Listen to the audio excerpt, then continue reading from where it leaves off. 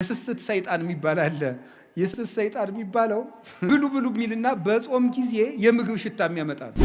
ሸቷችሁ የማያውቀው ሻይ ጧት ነው የሚሸታችሁ የጾም ዕለት ማለት። አይቶ የማይታወቅ ጓደኛ የዚህ ያለት ምሳ እንብላ እያለ ሊመጣ ይችላል። ይሄን የሚያመጣው የስስት ሰይጣን ነው። በሰዓቱ ቢቀርብልን የማንበለውን ያደረ ወጥ ማልዳ እንድንበላው ያደርጋል። እንዲህ የሚያደርግ ማን ነው? የስስት ሰይጣን ነው። ለዚህ ነው መጽሐፈ መነኮሳት ምግብ አትርፈ ከበዓትህ እንዳታሳድር የሚለው።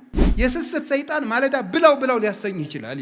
ማስጎምጀት ነው፣ ማጓጓት፣ ታንቄ ልሙት የሚያስብል ብሉ ብሉ ብሉ። እንደው ምግቡን ጨርሶ ሲጨርስ ንጉሠ ነገሥትነት የሚሾም የሚያስመስል የሚያጓጓ ሰይጣን አለ።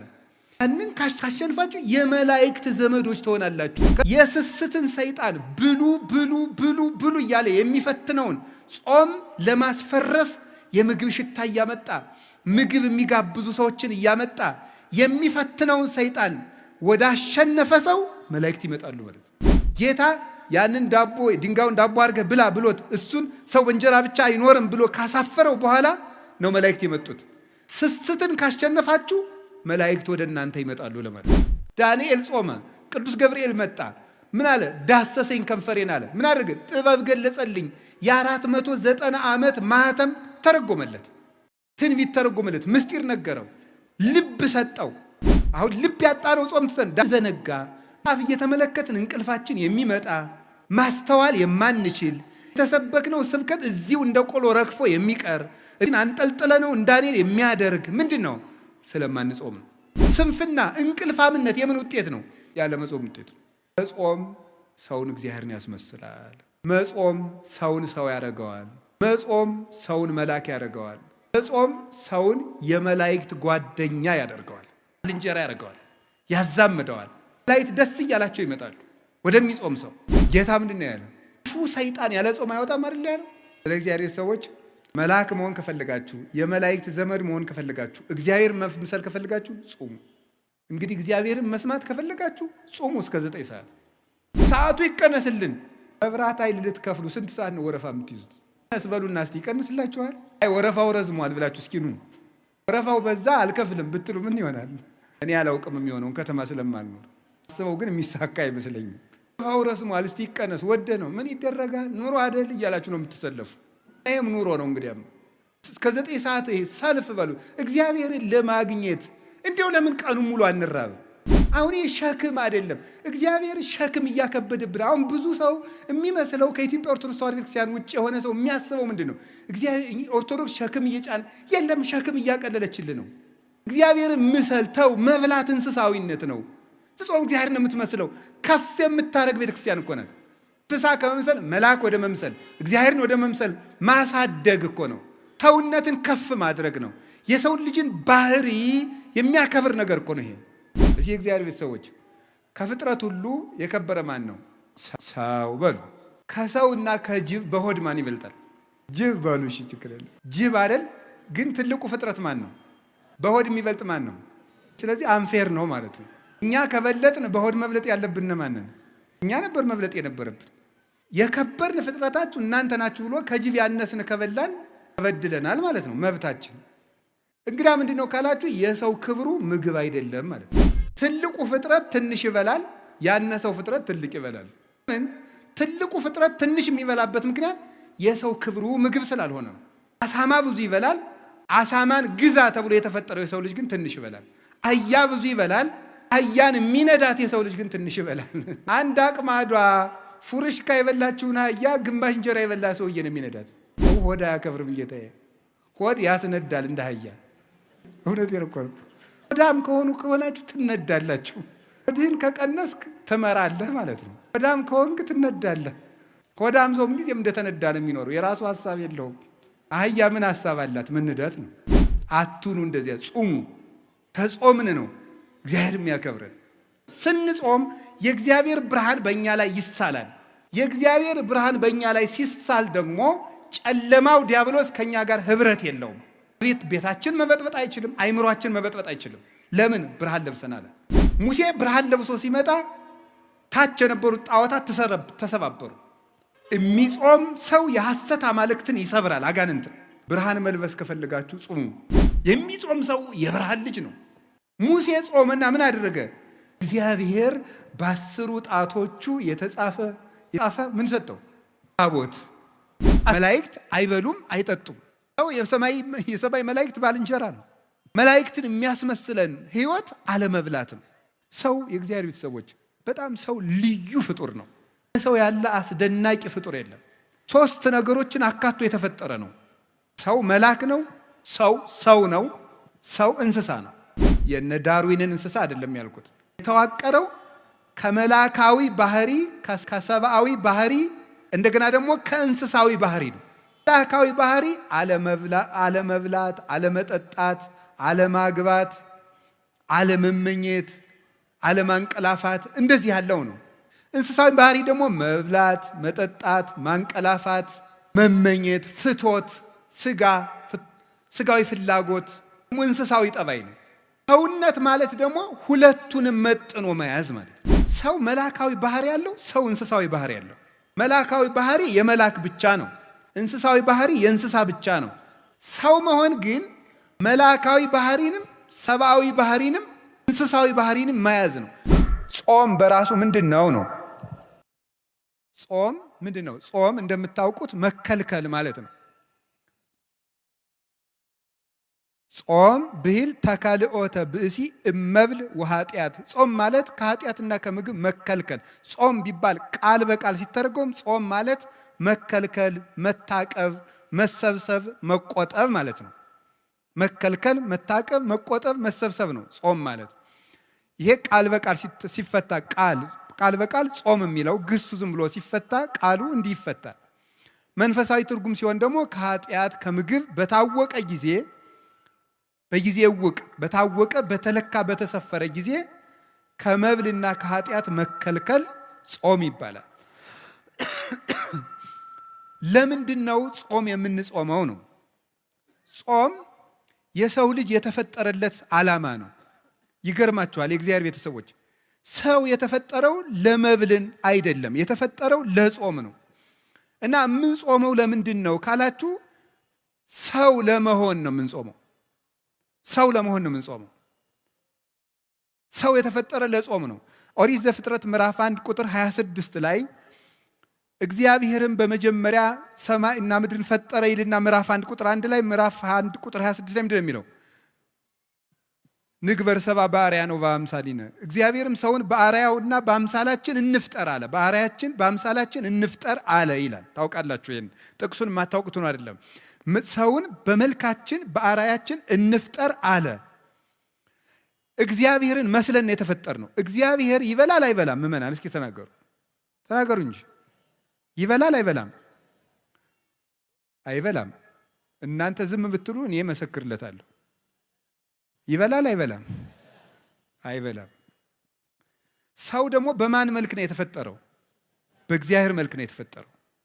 ስለዚህ እግዚአብሔር አትብሉ የሚለን እግዚአብሔር እንደዚህ ብሎ እንደ ክፉ ዳኛ እንዲያርግ ብሎ አለቅነቱን ለማሳወቅ አምላክነቱን ለማሳወቅ እኛን መግዛቱን ለማሳወቅ አይደለም እንደዚያ የሚለን። እንደዚያ የሚለን ሰው በእግዚአብሔር አምሳል ስለተፈጠረ እግዚአብሔር ደግሞ የማይበላ የማይጠጣ ዘላለማዊ ሕያው ከምግብ ውጭ የሆነ በዘላለማዊ ባህሪ የሚኖር ስለሆነ ያንን በሱታፊ አምላክ በጸጋ እሱ በባህሪው ሕያው የሆነበትን መልክ ለኛ ስለሰጠን እግዚአብሔር በክብሩ የማይበላ እንደሆነ የሰው ልጅ ሲጾም የእግዚአብሔርን ክብር ይሳተፋል እና ምን ይሆናል? የሰው ክብሩ እግዚአብሔርን መምሰል ነው። አለመብላት እግዚአብሔርን መምሰል ነው። እግዚአብሔር አይበላም፣ እግዚአብሔር አይጠጣም። እግዚአብሔርን ሰው በእግዚአብሔር ማምሳል ነው የተፈጠረ ሲባል እግዚአብሔርን መምሰል ማለት ፍቹ ይሄ ብቻ ነው አላልኩም። በጣም ብዙ ትርጉም ያለው ሊቃውንቱ ያመሰጠሩበት እነ ቅዱስ ጎርጎርዮስ ዘንዚናዙ፣ እነ ቅዱስ ጎርጎርዮስ ዘኑሲስ ሊቃውንት አባቶች በሙሉ የተራቀቁበት ሐሳብ ነው። ሰው በእግዚአብሔር አምሳል ተፈጠረ። ሌላ ብዙ ትርጉም አለው። በጊዜው ከሌሎች መምህራንም ትማሩታላችሁ፣ ታነቡታላችሁ። እያልኩ ያለሁት ሰው በእግዚአብሔር አምሳል ተፈጠረ ሲባል አንዱ እግዚአብሔር አይበላም አይጠጣም። ሰው ሲጾም እግዚአብሔርን ይመስላል። ስለዚህ መጾም እግዚአብሔርን የሚያስመስል የሰው ልጅ ክብር ነው ማለት ነው።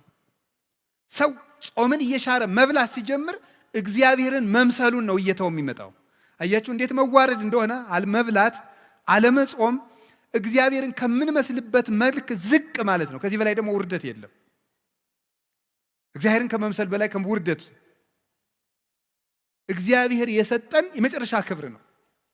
ይገርማችኋል፣ መጨረሻ ላይ እኮ ከሞት ተለይተን ተነስተን የማንበላ ነው የምንሆነው። ስንበላ ኑረን እንኳን ወደ አለመብላት ነው የምንሄደው። ስለዚህ ጾም መጀመሪያ እግዚአብሔርን መስለን የተፈጠርንበት ዓላማ ነው። መጨረሻ ላይም ጥቂት እየጾምን ጾሙን እየጨመርን መሃል ላይ ምግብ እየበላን እንቆይና መጨረሻ ላይ ወደማንበላበት እግዚአብሔርን ወደምንመስልበት መልክ እንሄዳለን።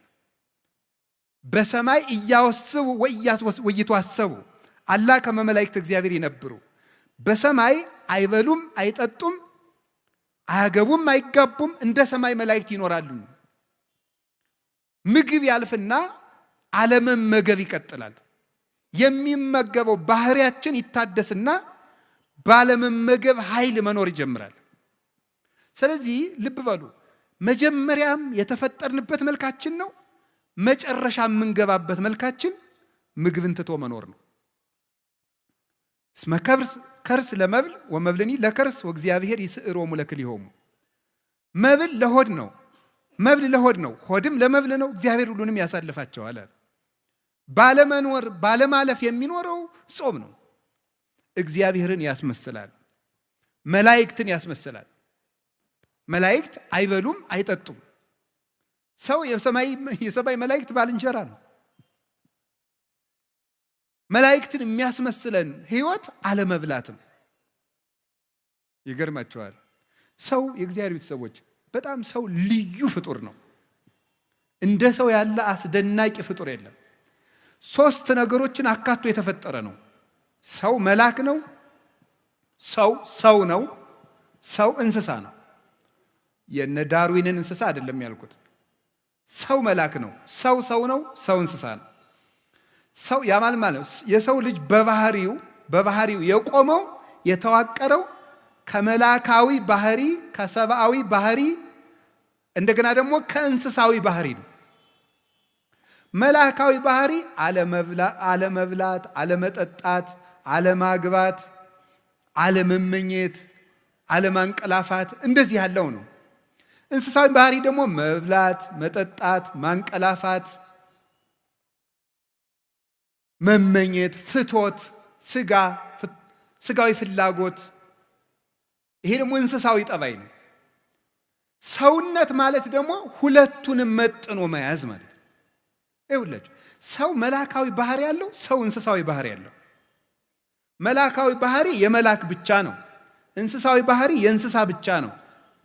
ሰው መሆን ግን መላካዊ ባህሪንም ሰብአዊ ባህሪንም እንስሳዊ ባህሪንም መያዝ ነው። መላካዊ ባህሪ አለመብላት አለመጠጣት፣ እንስሳዊ ባህሪ መብላት መጠጣት። ሰውነት ደግሞ ማለት መላክም መሆን እንስሳም መሆን ማለት ነው።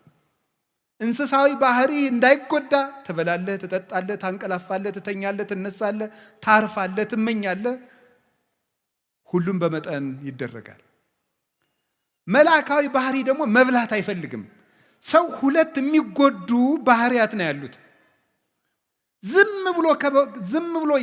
ብሎ የማይበላ ቢሆን እንስሳዊ ባህሪው ይጎዳና መራመድ ያቅተዋል፣ መስራት ያቅተዋል፣ ማሰብ ያቅተዋል፣ መተንፈስ ያቅተዋል፣ ሁሉ ነገር ማከናወን ያቅተዋል። ሰው ደግሞ እንስሳዊ ባህሪውን ብቻ ቢከተል ደግሞ ምን ይሆናል? ማቀድ ያቅተዋል፣ ሰማያዊ ነገር ማሰብ ያቅተዋል፣ መንጻት ያቅተዋል፣ ዝሙት ይሰለጥንበታል፣ ራሱን መግዛት አይችልም። ስለዚህ ምንድነው ማድረግ ያለበት? ሰው ነው ዝም ብሎ ሲበላ መላካዊ ባህሪው ይጎዳል። ዝም ብሎ ደግሞ አልበላም ቢል እንስሳዊ ባህሪው ይጎዳል፣ መቆም አይችልም፣ ይታመማል፣ ይሞታል። ምንድነው ማድረግ ያለበት? የሰው ልጅ 2 ምግብ ነው የሚያስፈልገው። ለመላካዊ ባህሪው መጾም አለበት። ለሰብአዊ ባህሪው ወይም ደግሞ ለእንስሳዊ ባህሪው መብላት አለበት። ለእንስሳዊ ባህሪው መመገብ አለበት፣ ለመላካዊ ባህሪው መጾም አለበት። ሰው በአንድ ነገር ብቻ ከኖረ መኖር አይችልም ነው። ሰው ነን እኛ። ሰው ይሄንን ያካተተ ነው። እንግዲህ የእግዚአብሔር ቤተሰቦች አሁን የግራ ጎናችሁ በቁስል ነፍሮ በስብሶ የቀኝ ጎናችሁ ብቻ እድሜ ቢቀጠልለት ይጠቅማችኋል እንዴ? አይጠቅም። እና ዝም ብሎ ሳይጾሙ መብላት ማለት ሰው አለመሆን ነው። እንዲያው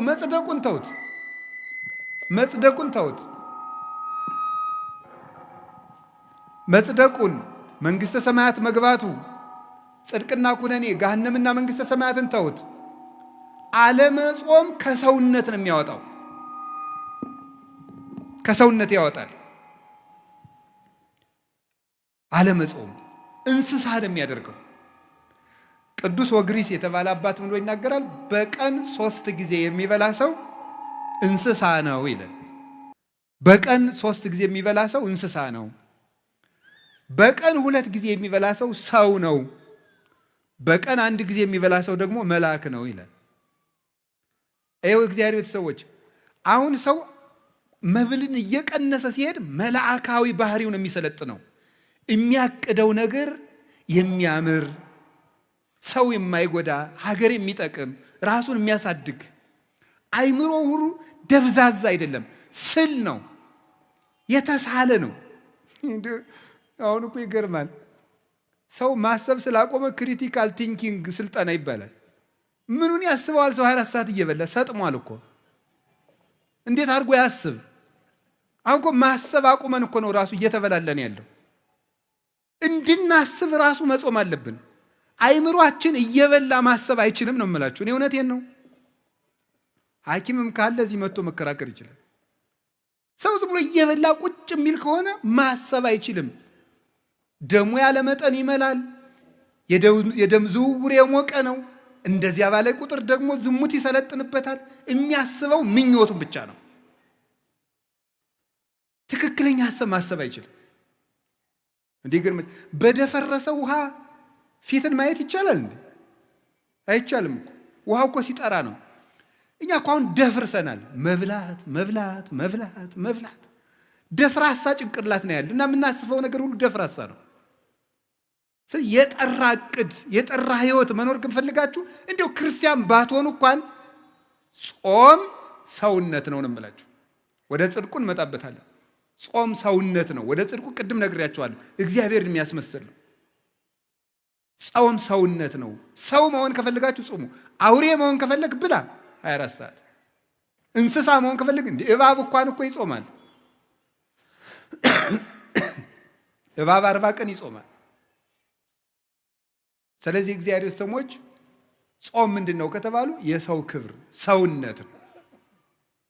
ሰውን ሙሉ የሚያደርገው ሲጾም ነው። የማይጾም ሰው ሙሉ አይደለም፣ ጎደሎ ነው። ጾም ቅድም ነገርኳችሁ፣ 3 ነገር ነገርኳችሁ። እግዚአብሔርን ያስመስላል፣ መላእክትን ያስመስላል። አይበሉም አይጠጡም መላእክት። ሀዩ ከመመላእክት ይባላል። የመላእክት ኑሮ መላእክት እንደኛ ባልንጀራ የሚሆኑን ምግብ በቀነስን ጊዜ ነው። ታውቃላችሁ ትንቢተ ዳንኤል ምዕራፍ 9 ቁጥር 21 ላይ እኔ ዳንኤል እየጾምኩ እየጸለይኩ ሳለ ቀድሞ የማውቀው ሰው ገብርኤል እየበረረ መጣ። ወገሰሰኒ በጊዜ መስዋዕት ዘሰርክ፣ በሰርክ መስዋዕት ጊዜም ዳሰሰኝ። ወመጻይኩ ከመአለቡከ ጥበበ እስመ ብእስ የፍቶት አንተ ምስጢር ሊነግሩ የምትገባ ሰው ስለሆንክ ምስጢር ልነግርህ መጥቻለሁ አለኝ። ቅዱስ ገብርኤል ወደ ዳንኤል ሲመጣ እየበረረ መጣ ነው የሚለው መጽሐፍ ቅዱስ። እየበረረ መጣ የሚለው እንደው ዝም ብሎ መጣ ለምን አይለውም? መላእክት የሚጾም ሰው ህይወት ያጓጓቸዋል። ባልንጀራው ነው። ከብት የሚሄደው ወደ ከብት ነው። በግ የሚሄደው ወደ በግ ነው። ፍየል የሚሄደው ወደ ፍየል ነው። አሞራ የሚሄደው ወደ አሞራ ነው። መልአክ የሚሄደው ወደ መልአክ ነው። ወደሚጾመው ሰው መጣ እየበረረ። መላእክት ወደሚጾም ንጽህና ወዳለው ሰው ለመምጣት ይጓጓሉ። ቅዱስ ገብርኤል ወደ ነቢዩ ዳንኤል ሲመጣ እየጓጓ ለምን? ጾመኛ ነው። ጥሬ እንብላ የሚል ጥሬ እየቆጠ የባቢሎን ምግብ ይቅርብኝ እንደዚህ ወዳለ ሰው መላእክት ደስ እያላቸው ነው የሚመጡት። አቡነ ገብረ መንፈስ ቅዱስ 562 ዓመት አልበሉም አይደለም? መላእክት እኮ ክንፋቸውን ለማልበስ ነበር የሚሻሙባቸው፣ ለመጋረድ እድል ለማግኘት ነበር የሚጓጉት። እና ምግብ ይሄ ያልታጠበ ዕቃ ተሐዋሳያን እንደሚሰበስበው ምግብ በተጠራቀመበት ሰውነት የሚሰበሰቡት አጋንንት ክፉ ሐሳቦች ናቸው የሚሰበሰቡት። በሚጾም ሰው ዙሪያ ደግሞ የሚሰበሰቡት መላእክት ናቸው። ጌታችን መድኃኒታችን ኢየሱስ ክርስቶስ የማቴዎስ ወንጌል ምዕራፍ 4 ላይ እንደነገረን ወምዛ ሀደጎ ዲያብሎስ ወመፁ መላእክትን ዘያክትጎ፣ ዲያብሎስ ፈተነውና አለ ምግብ አቅርቦ ጌታን ፈተነው። አልበላም ብሎ አሳፈረው። ዝርዝሩን መናገር ስላልፈለኩ ነው። ፈትኖ አሳፈረው። እሱን ካባረረው በኋላ ምን ማለት መላእክት መጡ እያመሰገኑት ይላል። እዚህ ውስጥ ሊተላለፍ የተፈለገው ምንድን ይመስላችኋል? አንደኛው ሊቃውንቱ እንደሚተረጉሙት ጌታን ሰይጣን ራሱ አላሸነፈኝም መላእክት ተራርተውት ነው እንዳይል ነው ይላሉ። መንፈሳዊ ደግሞ ከኛ ጋር የሚሄድልን ምንድን መሰላችሁ? ዲያብሎስ ጌታን በትኩስ ዳቦ ከፈተነው በኋላ ጌታ ድል ከነሳው በኋላ መላእክት መጡ አለ። ምን ማለት ነው? የስስትን ሰይጣን ብሉ ብሉ ብሉ ብሉ እያለ የሚፈትነውን ጾም ለማስፈረስ የምግብ ሽታ እያመጣ ምግብ የሚጋብዙ ሰዎችን እያመጣ የሚፈትነውን ሰይጣን ወደ አሸነፈ ሰው መላእክት ይመጣሉ ማለት ነው። መላእክት ይመጣሉ። ጌታ ያንን ዳቦ ድንጋዩን ዳቦ አድርገህ ብላ ብሎት እሱን ሰው በእንጀራ ብቻ አይኖርም ብሎ ካሳፈረው በኋላ ነው መላእክት የመጡት። ስስትን ካሸነፋችሁ መላእክት ወደ እናንተ ይመጣሉ ለማለት ነው። የስስት ሰይጣን የሚባል አለ።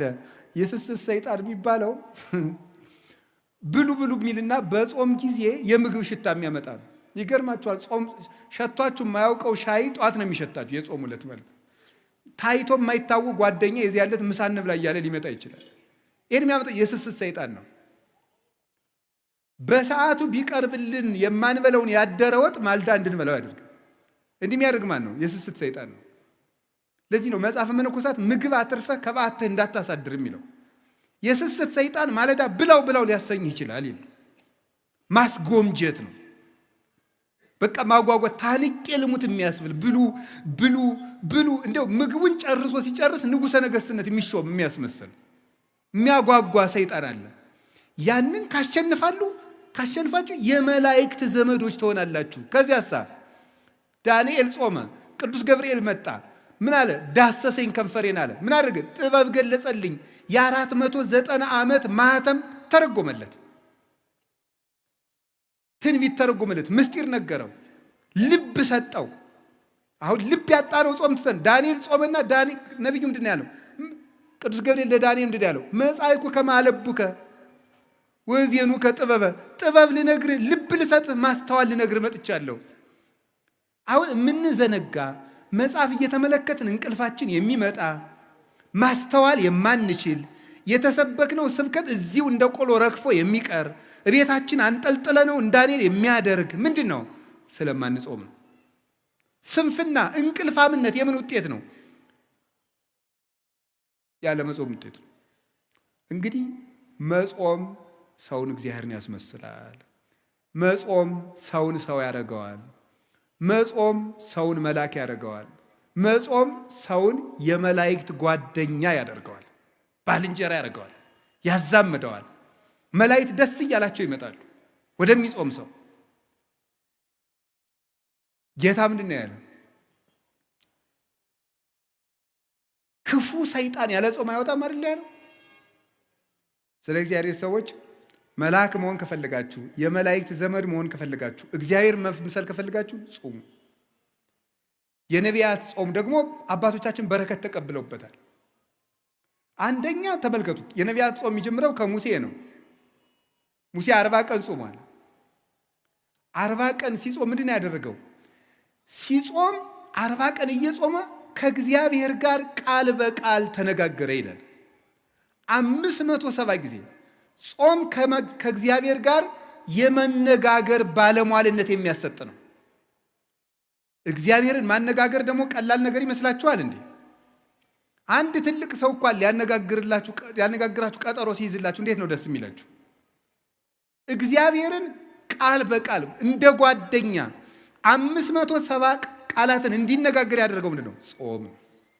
ጾም ምን ይጠቅማል ብትሉ ይሄ የነቢያት ጾም አሁን ህዳር ጾም የምንለው ምን ጾመው ከእግዚአብሔር ጋር የሚያነጋግር ጾም ነው።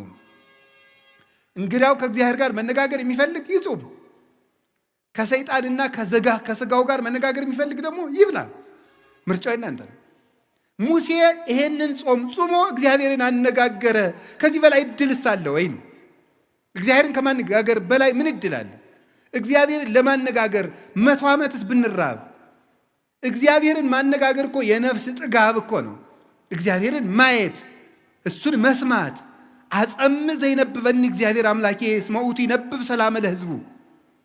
እግዚአብሔር ንግግሩ ሰላም ነው፣ ልብን የሚያረጋጋ። የእግዚአብሔር ንግግር የሞት ማሰሪያን የሚቆርጥ ነው። ተራራን የሚያንቀጠቅጥ፣ ባህሩን የሚከፍል፣ አናብስትን የሚለጉም፣ እሳትን ጸጥ የሚያደርግ፣ መቃብርን ሳይከፈት ሙት የሚቀሰቅስ ነው። ጌታችን ኢየሱስ ክርስቶስ አልዓዛርን የቀሰቀሰው በቃሉ ነው። እግዚአብሔርን መስማት ትልቅ ነገር ነው። እንግዲህ እግዚአብሔርን መስማት ከፈለጋችሁ ጾሙ እስከ 9 ሰዓት። ሰዓቱ ይቀነስልን። መብራት ኃይል ልትከፍሉ ስንት ሰዓት ነው ወረፋ የምትይዙት? ይቀነስ በሉና እስቲ ይቀንስላችኋል። አይ ወረፋው ረዝሟል ብላችሁ እስኪ ኑ። አይ ወረፋው በዛ አልከፍልም ብትሉ ምን ይሆናል? እኔ አላውቅም የሚሆነውን ከተማ ስለማልኖር ሳስበው ግን የሚሳካ አይመስለኝም። ወረፋው ረዝሟል እስቲ ይቀነስ ወደ ነው ምን ይደረጋል? ኑሮ አይደል እያላችሁ ነው የምትሰለፉ። እና ይሄም ኑሮ ነው እንግዲያም ኑሮ ነው። እስከ 9 ሰዓት ሰልፍ በሉ እግዚአብሔርን ለማግኘት። እንዲያው ለምን ቀኑን ሙሉ አንራብ? አሁን ሸክም አይደለም፣ እግዚአብሔር ሸክም እያከበደብን። አሁን ብዙ ሰው የሚመስለው ከኢትዮጵያ ኦርቶዶክስ ተዋሕዶ ቤተክርስቲያን ውጭ የሆነ ሰው የሚያስበው ምንድን ነው? እግዚአብሔር ኦርቶዶክስ ሸክም እየጫነ የለም፣ ሸክም እያቀለለችልን ነው። እግዚአብሔርን ምሰል ተው። መብላት እንስሳዊነት ነው። ስትጾም እግዚአብሔር ነው የምትመስለው። ከፍ የምታረግ ቤተክርስቲያን እኮ ናት። እንስሳ ከመምሰል መልአክ ወደ መምሰል፣ እግዚአብሔርን ወደ መምሰል ማሳደግ እኮ ነው። ሰውነትን ከፍ ማድረግ ነው።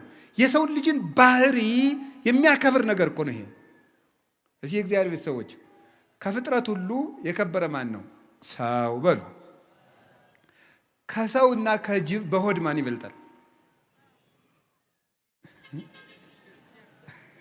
ምን አለ? ጅብ በሉ። እሺ ችግር የለም በሉ በሉ። ማን ይበልጣል? ጅብ አይደል? ግን ትልቁ ፍጥረት ማን ነው? በሆድ የሚበልጥ ማን ነው? ይሄ እንግዲህ ስለዚህ አንፌር ነው ማለት ነው።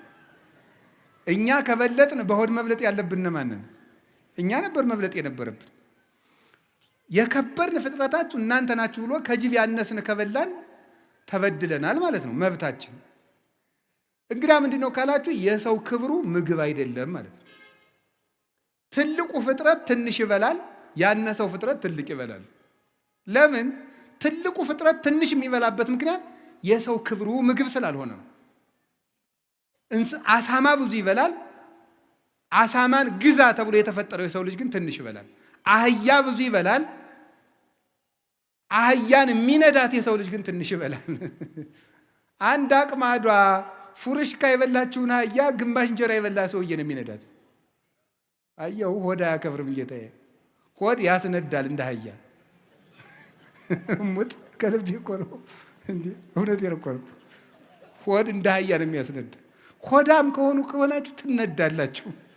እውነቴን ነው። ገባችሁ? ሆድህን ከቀነስክ ትመራለህ ማለት ነው። ሆዳም ከሆንክ ትነዳለህ። እንደዚህ ነው የምትሆነው። ሆዳም ሰው ምን ጊዜም እንደተነዳ ነው የሚኖረው። የራሱ ሐሳብ የለውም። አህያ ምን ሐሳብ አላት? መንዳት ነው። አቱኑ እንደዚያ ጾሙ። ከጾምን ነው እግዚአብሔር የሚያከብረን። ከቃሉ ጋር ናችሁ? ከቃሉ ጋር ናችሁ ወይ? አዎ። እግዚአብሔር ከሁላችን ጋር ይሁን። እግዚአብሔርን የመነጋገሪያ ጾም ሙሴ ከዛ ምን አደረገ? 40 ቀን ጾመ። ከግንባሩ ላይ ብርሃን ሳለበት እግዚአብሔር። የእግዚአብሔር ብርሃን እንዲሳልብን የሚያደርግ ጾም ነው ይሄ ጾም። የእግዚአብሔርን ብርሃን ያንን ብርሃን ከመልበስ በላይስ ምን አለ? ያ ብርሃን ባለበት ደግሞ መኑ ዘይደምሮ ለብርሃን ውስተ ጽልመት፣ ጨለማን ከብርሃን ጋር አንድ የሚያደርገው ማን ነው አለ ቅዱስ ጳውሎስ። እንግዲህ ተመልከቱ፣ ስንጾም የእግዚአብሔር ብርሃን በእኛ ላይ ይሳላል። የእግዚአብሔር ብርሃን በእኛ ላይ ሲሳል ደግሞ ጨለማው ዲያብሎስ ከኛ ጋር ህብረት የለውም። ቤታችን መበጥበጥ አይችልም። አይምሯችን መበጥበጥ አይችልም። ለምን? ብርሃን ለብሰናል። ሙሴ ብርሃን ለብሶ ሲመጣ ታች የነበሩት ጣዖታት ተሰባበሩ። የሚጾም ሰው የሐሰት አማልክትን ይሰብራል፣ አጋንንትን። ብርሃን መልበስ ከፈለጋችሁ ጹሙ፣ መጨለም ከፈለጋችሁ ብሉ። የሚጾም ሰው የብርሃን ልጅ ነው። ሙሴ ጾመና ምን አደረገ? ከእግዚአብሔር በ10 ጣቶቹ የተጻፈ ምን ሰጠው? ታቦት። አስደናቂ ነገር ነው እኮ አላችሁ እንዴ! እግዚአብሔር የጻፈውን መጽሐፍ ተቀበለ። ቀለል ያለ ምሳሌ፣ እናንተ እኮ ከዘፋኝ ስታስፈርሙ አይደል የምትሉን? ያውቃችሁ የለ ዘፋኙን ፈርምልኝ ስትሉ አይደል የምትሉት? እግዚአብሔር የጻፈው ደብዳቤ ግርም እኮ ነው የሚያደርገው። ከእግዚአብሔር መልእክት እንዲሰጣችሁ ከፈልጋችሁ ጾሙ። ደግሞ ሽልማት የሌለው ጾም የለም። እኔ በዚህ እርግጠኛ ነኝ። ሽልማት የሌለው ጾም የለም። የጾሙ መጨረሻ ላይ ሽልማት አላችሁ። ሽልማቱ ግን እናንተ በሚገባችሁም በማይገባችሁ መንገድ ሊሆን ይችላል። ያን ማስተዋል ደግሞ አስተዋይ ነፍስ ይፈልጋል። ከእግዚአብሔር ስጦታ እግዚአብሔር ምንድን ነው የሚለው? ለሙሴ በእጁ ጽፎ ሰጠው አይደል? ዛሬ ስለኛ ወበከመ ይጻፍ መጽሐፍ በቀለም ከማሁ ይጻፍ ልቡናነ በመንፈስ ቅዱስ። መጽሐፍ በቀለም እንደሚጻፈው ልባችን ምን ይላል? በመንፈስ ቅዱስ እጅነት ይጻፋል ይላል ቅዱስ ዮሐንስ አፈወርቅ። በመንፈስ ቅዱስ እጅነት ይጻፋል። ዛሬ እግዚአብሔር ልባችን እንዲጽፍበት እንዲቀርጽበት፣ እነዚያ ብሩካት እጆቹ ሰማይን አንጠልጥለው ያጸኑ ምድርና ሰማያትን ሁሉ የባረኩ እነዚያ የተባረኩ የእግዚአብሔር እጆች ብሩክ እጅ ያጅ በልባችን እንዲጽፍ ከፈለጋችሁ፣ ስጦታ፣ ጥበብ፣ ዕውቀት በህሊናችን ሰሌዳ እንዲጻፍ ከፈለጋችሁ ጹሙ። መደንቆር ከፈለጋችሁ ብሉ። ከቃሉ ጋር ናችሁ። ነቢዩ ኤልያስ ከኤልዛቤል ተሰዶ ሲሄድ መልአኩ አመጣና ተበሳጭቶ ወስዱት፣ እንዲሁ ከዚህ ሁሉ መከራ እንግዲህ ግደለኝ አለ ይላል። ግን ኤልያስ ሞት ፈርቶ ሳይሆን ሰማዕትነትን ስጠኝ ማለት ነው ይላል ቴዎዶሲዮስ የሚባል ሊቅ ሃይማኖተ አበው ላይ ሲተረጉሙ። እባክህ ሰማዕትነትን አትንፈገኝ ሲል ነው እንጂ ኤልያስ ተናዶ አይደለም፣ ፈርቶ አይደለም ኤልዛቤልን ይላል። ዛፍ ስር ተኛ ይላል። ከተኛበት መልአኩ ቀስቅሶ ብላ አለው፣ አበላው። በላና ተኛል። ብላ አለው፣ አበላው። 2 ጊዜ አበላውና ኤልያስ 40 ቀን ተጓዘ። 40 ቀን ተጓዘና 40 ቀን ጾሞ ወደ ብሔረ ሕያዋን በሳት ሰረገላ ዮርዳኖስን ተሻግሮ ተነጠቀ። ጾም ምን ያደርጋል ስትሉኝ ወደ ሰማይ ይነጥቃል። ጾም ምን ያደርጋል ስትሉኝ ሞትን ይቃወማል። ኤልያስ 40 ቀን ጾመና ከሞት ዓይን ተሰወረ። ከዓይነ ሞት ይሰውራችሁ ይላል የገጠር ሰው ሲመርቅ፣ ይሰውረን። እንግዲያማ ሞት እንዳያየን ከፈለጋችሁ ጾሙ። ከዓይነ ሞት ተሰወረበት፣ ወደ ሰማይ ተነጠቀ። ከፍ ያለ ልልና የሚሰጥ ጾም ነው። አሁን ይህንን ጾም ስንጾም እንደ ሙሴ ብርሃን ሳልብኝ፣ ቃል በቃል አነጋግረኝ፣ መልእክትህን በልቤ ጻፍልኝ፣ እንደ ኤልያስ ከሞት ሰውረኝ፣ ወደ ሰማይ ከፍ አድርገኝ ማለታችን ነው ስንጾም። ትልቅ በረከት እኮ ነው እግዚአብሔር እየሰጠን ያለ። ጾሞታል። ነቢዩ ዕዝራ እስራኤል በ580 ዓመት ዓለም ጌታ ከመወለዱ በፊት ባቢሎን ተማርከው ኑረው 70 ዓመት በምርኮ ከኖሩ በኋላ ሲመለሱ ናቡከደነጾር ያቃጠላቸውን መጻሕፍት ሁሉ በመጽሐፈ ዕዝራ ሱቱኤል ላይ እንደተጻፈው 40 ቀን ጾሞ ገጽ በገጽ 70 ዓመት ተቃጥለው የቆዩትን መጽሐፍት መንፈስ ቅዱስ በዓይነ መነጽር የመጻሕፍቶቹን ገጽ እየነገረው ሙሉ መጻሕፍትን ብሉይ ኪዳንን አጽፎታል። እንግዲያውማ የጠፋ ምስጢር የሚገልጥ ጾም ነው። ጾም ከመጻሕፍት ጋር ያገናኛል። ህሙግ መብል የሐምግ ልበ፣ የደፈረሰ ምግብ ልብ ያደፈርሳል ይላል ትንቢተ ዳንኤል ላይ። የሆነ ያልሆነውን እያጠራቀመ 24 ሰዓት ያለ ጾም የሚበላ ሰው መጽሐፍ መመርመር አይችል፣ አይገባው። መጽሐፉን ሁሉ የሚተረጉመው እንደ ሐሳቡ ነው። እንደ ሐሳቡ ነው የሚተረጉመው። እንደሚመቸው ነው የሚናገረው። ስለዚህ የጠፋ ምስጢር የሚገልጥ ጾም ነው። አባቶቻችን ይሄንን ጾም ጾመው ብዙ በረከት አግኝተውባታል። ሞትን ተቃውመዋል። አስቴር ይሄንን ጾም ጾማለች 3 ቀን። አስቴር 3 ቀን በመጾሙ ያገኘችው ምንድን ነው? በ127 ሀገሮች በሙሉ ተበትነው የነበሩ የሞት ደብዳቤ የተጻፈባቸውን ወገኖቿን ከሞት አድናለች። 3 ቀን ጾማ እግዚአብሔር ለምና በ3 ቀን ጾም የአንድ ሀገር ሕዝብ ሊጠፋ ሲል ሰይፍ ያስመለሰ ጾም ነበር 3 ቀን። አሁን ከህዳር 15 እስከ ታኅሳስ 9 44 ቀን ነው የምንጾመው። 3ቱ ቀን ጾመ አስቴር ነው። 40ው የሙሴ ኤልያስ የነቢያት ነው። 3ቷ ቀን ምን ያደረገችበት ነው? በ3 ቀን ጾም የሀገር ሞት አስቀርታለች። እኛም ይህንን ጾም ስንጾም በሀገር የሚመጣ ሰይፍ ይመለሳል። ደም እናደርቃለን። ስንጾም በሚገባውን ታርቀን ይቅርታ ይዘን በተሰበረ ልብ ከጾም ሰይፍ ይመለሳል። የሀገር ሰላም ይመጣል። ወገን እንዳይጠፋ እናደርጋለን። ይሄ ነው። ይሄ ጾም ምን ያደርጋል? የአስቴር ጾም ምን አደረገ? በንጉሱ ፊት ግርማ ሞገስ ሰጣት። የአሕዛብ ሚስቶች ባሎቻቸው ሳይጠሯቸው ከመጡ ይገደላሉ። 3 ቀን ጾመችና እግዚአብሔር ወይ ግርማ ሞገስ ስጠኝ አለችና ንጉሱ ሳይጠራት ከንጉሱ ቤት ሄደች። በደስታ አነጋገራት። በሚገላት ንጉስ ፊት በምትገደልበት ርዕሰ ጉዳይ ሽራ ሂዳ ግርማ ሞገስ ያገኘችበት የ3 ቀን ጾም ነው። ግርማ ሞገስ፣ መወደድ። ግርማ ማለት በመጽሐፍ ቋንቋ ብዙ ትርጉም መፈራት፣ መወደድ፣ ባለሟልነት ተብሎ ይተረጉማል። መወደድ ራሱ እንዲያውን አንዳንድ ሰው አለ እኔ እንዲያው በየሄድኩበት ሰው አይወደኝም የሚል ሰው ጾም። እውነቴን ነው። አስቴርን እኮ አሕዛባዊ ንጉሥ ወዷታል። እንዲያው በየሄድኩበት አይወደኝም፣ መስሪያ ቤት ስሄድ አልወደድም፣ በየሄድኩበት በር ይዘጋብኛል። ጾም አዛኘን ከልቤ። ከጾማችሁ ሰው ይወዳችኋል። ከጾማችሁ መልአክ አለላችሁ። ያ መልአክ የንጉሱን ልብ ያራራዋል፣ ይንደዋል፣ እንደሞላው እንደ ኤርትራ ባህር ይከፍለዋል ልቡን። እናንተ በዚያ መሃል ሰንጥቃችሁ ትሻገራላችሁ። መወደድ ይሰጣል እግዚአብሔር። በጾም መወደድ ይገኛል። መወደድ፣ መታፈር፣ መከበር። ጭብጥ የማታክሉ ሰዎች ናችሁ፣ እንደ ሺህ ትፈራላችሁ ስትጾሙ ነው።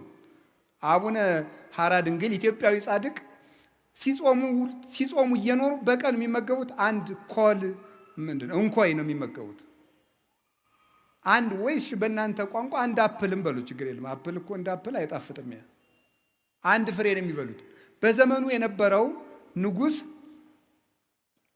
ሱስንዮስ በሃይማኖት ስለተለያዩ ነገር ተሰርቶባቸው ሊገላቸው ፈልጋቸው አስጠርቶ ጎንደር ወሰዳቸውና ለምንድነው እማትጾም ማነው እኔ ለምንድነው እኔን የምትቃወም ሊል ነው የጠራቸው።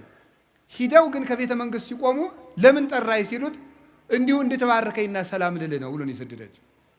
ለምንድነው እንደዚህ ያደረገ ሲባል ግርማ ሞገስ፣ የተራቡለት ክርስቶስ፣ የተጠሙለት ክርስቶስ፣ እናት አባት የተውለት ክርስቶስ፣ ብቻቸውን የተሰቃዩለት ክርስቶስ፣ ከፍቶታት እኮያት ከአጣው ርኩሳት ከስጋ ጋር ከአጋንንት ጋር ከአራዊት ጋር ከብርድ ጋር ከፀሐይ ጋር ከብቸኝነት ጋር ከስደት ጋር የታገሱለት ክርስቶስ ግርማ ሞገስ ሰጣቸው።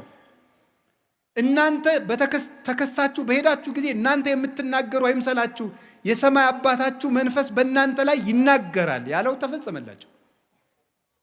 ወመምህር ዘይትቃወም ለነ፣ የሚከራከርልን መምህራችን ክርስቶስ ነው የተባለው ለዚህ ነው። አንደበት ይሆንልን ዝግ የሆነው አንደበታችሁ በተከሰሳችሁበት እየሰረቃችሁ ተከሰሱ አላልኩም።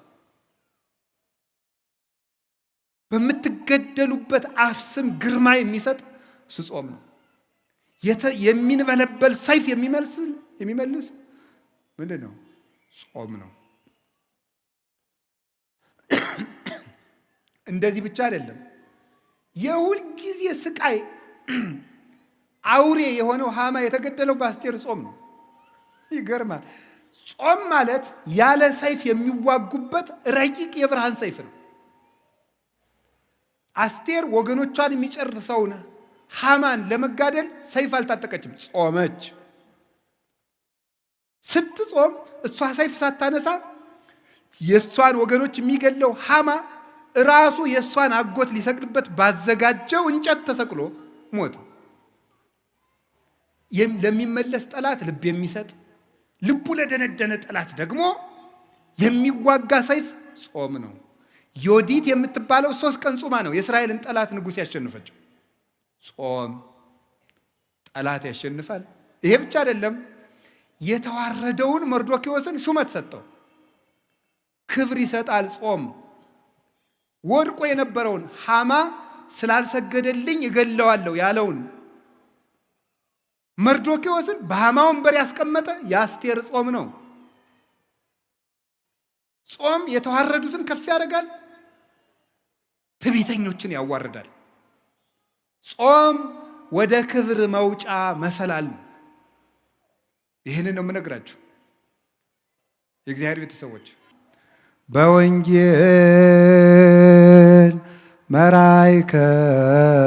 መራይከነ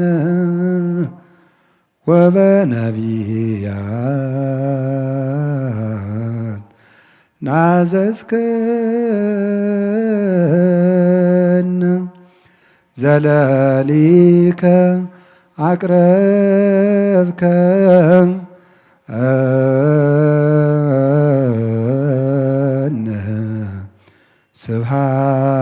ስብሐት ለከ ወስብሐት ለእግዚአብሔር። ይቆየን።